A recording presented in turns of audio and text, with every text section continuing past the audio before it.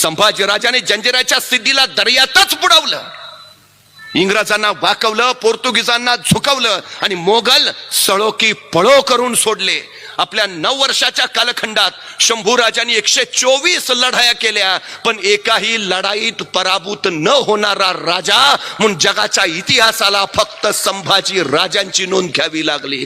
जो कधीच हरला नाही, जो कधीच झुकला नाही, जो कधी नमला नाही, ज्यांनी कधी तह केला नाही, जो रण टाकून कधी पळाला नाही, जो असीम धडाडीनं दौडत राहिला स्वराज्य संवर्धनासाठी, ते शंभूराजे.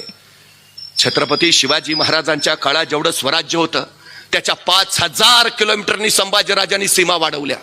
शिवरायांच्या काळात स्वराज्याचा खजिना जेवढा होता त्या 10 पट वाढला, सैन्य जेवढं होतं 5 पट वाढलं.